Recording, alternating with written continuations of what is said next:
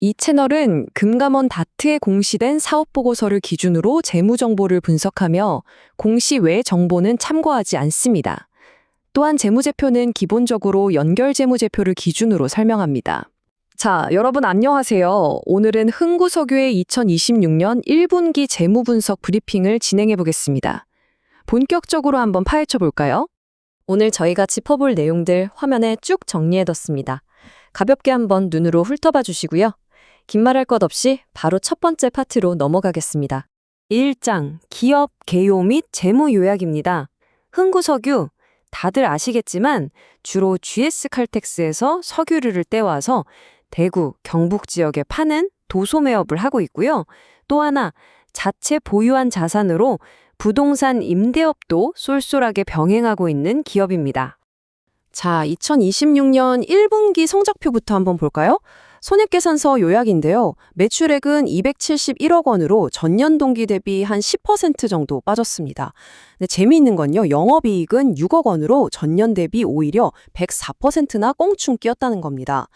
그런데 실제 통장에 들어오고 나간 돈, 즉 영업활동 현금 흐름을 보면 마이너스 3억 원에서 마이너스 9억 원으로 적자 폭이 더 커졌어요. 이 부분은 뒤에서 다시 짚어보겠습니다. 이어서 재무상태표 보시죠. 2026 3월 말 기준으로 총자산이 967억 원으로 집계됐습니다. 지난 연말보다 늘어난 수치고요. 부채는 좀 줄었고 자본 총계는 843억 원으로 눈에 띄게 늘었는데 이게 회사가 가지고 있던 자기 주식을 팔아서 현금이 들어온 너뿐입니다. 화면에 크게 107%라고 띄워드렸는데요. 이게 뭐냐? 바로 유동 비율입니다. 작년 말에 54%였던 게 단기에 107%로 확 좋아졌습니다. 다만 1년 안에 갚아야 하는 단기 차입금 잔액은 80억 원 수준으로 이전과 비슷하게 유지되고 있네요. 2장으로 넘어왔습니다. 그렇다면 이번 1분기 데이터에서 확인되는 이 회사의 진짜 강점은 뭘까요? 앞서 잠깐 언급했죠. 자사주를 전량 처분하면서 약 57억 원의 든든한 현금 실탄을 확보했습니다. 그 덕분에 부채 비율이 15%까지 떨어지면서 굉장히 안정적인 재무 구조를 갖추게 됐어요. 게다가 동성빌딩, 삼덕빌딩 같은 부동산 임대 쪽에서 이번 분기에만 4억 원의 영업이익을 냈습니다. 회사가 가진 토지랑 투자부동산 장부가액만 쳐도 835억 원 규모거든요. 무시할 수 없는 자산 방어력입니다. 화면에 도넛 차트 한번 보실래요? 회사 전체 매출에서 부동산 임대가 차지하는 비중 3%도 채 안 됩니다. 그런데 이 작은 조각이 수익성 낮은 석유 본업을 제대로 커버하면서 전체 영업이익을 흑자로 견인하는 효자 노릇을 톡톡히 하고 있는 셈이죠. 3장 주요 약점입니다. 장점이 있다면 당연히 구조적인 아킬레스건도 있겠죠. 아까 손익계산서에서 잠깐 말씀드렸던 부분입니다. 장부상 영업이익은 6억 원인데 실제 영업활동 현금 흐름은 마이너스 9억 원입니다.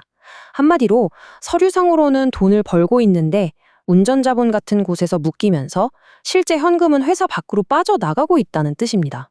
뼈 아픈 포인트는 또 있습니다.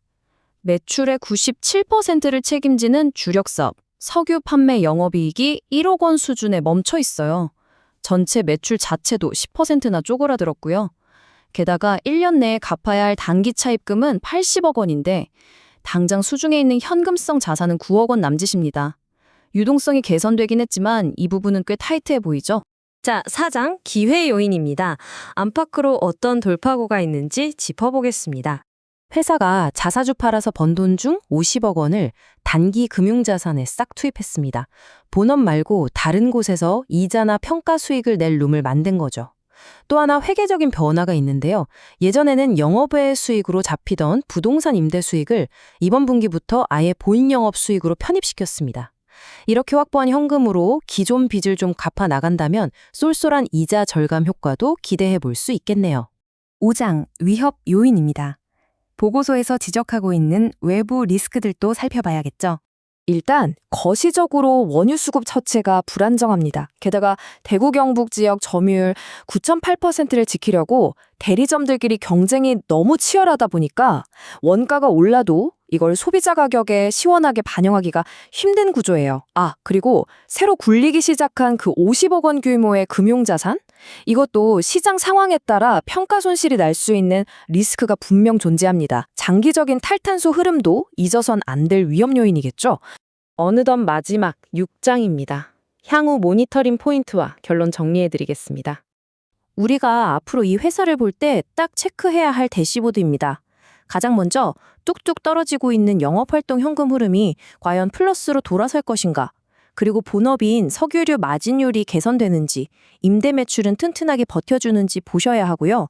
마지막으로 80억 원 규모의 단기 차입금 연장이나 상환이 어떻게 매끄럽게 처리되는지도 핵심 관전 포인트입니다. 자, 오늘 내용 깔끔하게 요약해보겠습니다. 흥구석유는 자사주 매각이라는 카드로 부채 비율 15%라는 아주 탄탄한 재무 방어막을 쳤습니다. 이건 분명한 긍정적 시그널이죠. 하지만 덩치를 뽐내는 주력 석유 유통 사업이 구조적으로 돈이 안 되고 있다는 점, 그리고 현금 흐름이 밖으로 새고 있다는 딜레마는 앞으로 회사가 반드시 풀어야 할 숙제입니다. 오늘 브리핑은 여기서 마치겠습니다. 시청해주셔서 감사합니다.